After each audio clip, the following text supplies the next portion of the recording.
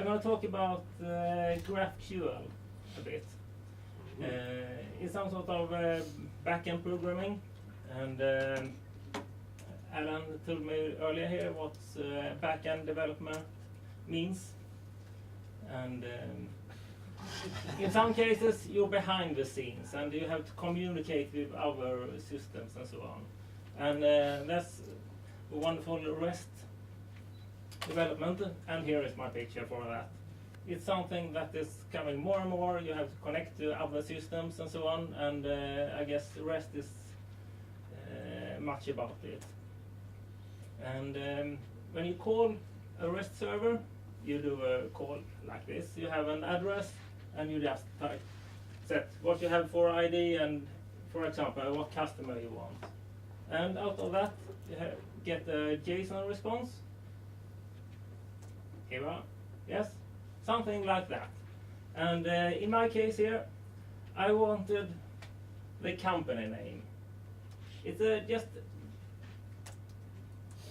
that small brick of information from all this data. If I have another example that I have called for an invoice, and this is just a small invoice. It gives me the only 1 or 2 rows from the database.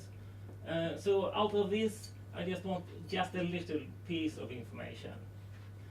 That is the main problem with it.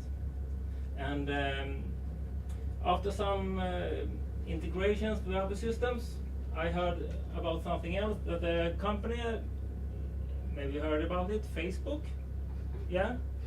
They have had the same problem. So they invented something new that is called, in later on, GraphQL.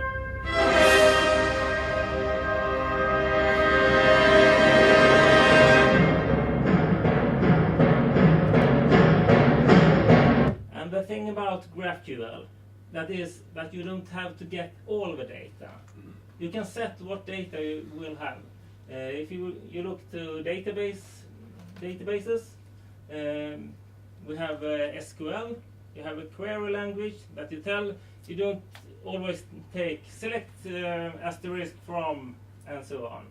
You just want to type, I just want the company name or something. And here is almost the same case, that you can type what you want from the API.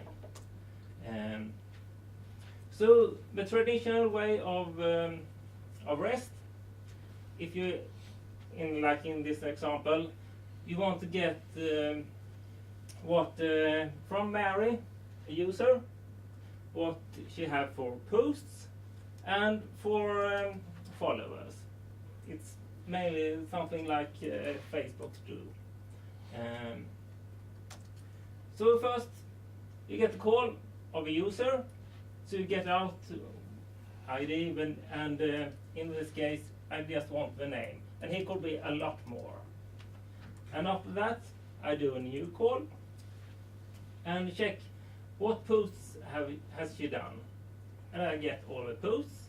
And after that I can make a new call and ask for all the followers. So I get 3 sets of data.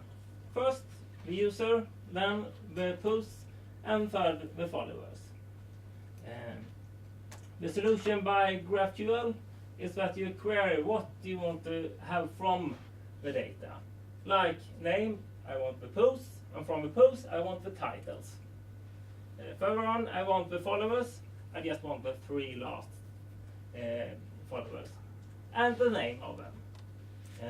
So I get a JSON code, JSON data back. That I have just the information I asked for, and not that big information that I wanted, this small amount. In GraphQL you can state things like what's called batch handling. So you can, when you put data, you can set here is the start, like begin transaction, and you have all the data you want to put in the database, and then set yes, that's all. Let it go.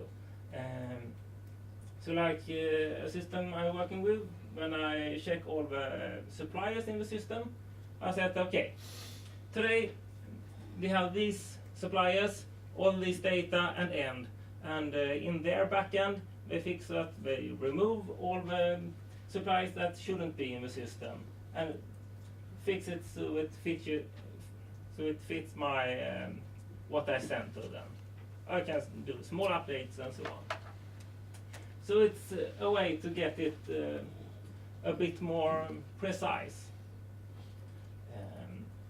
And if you want to look more at it, I suppose to go to GraphQL.org, and there are, they link to how to GraphQL and so on. So there's the resources, and there's a plugin for Chrome that is quite good, called Chrome IQL.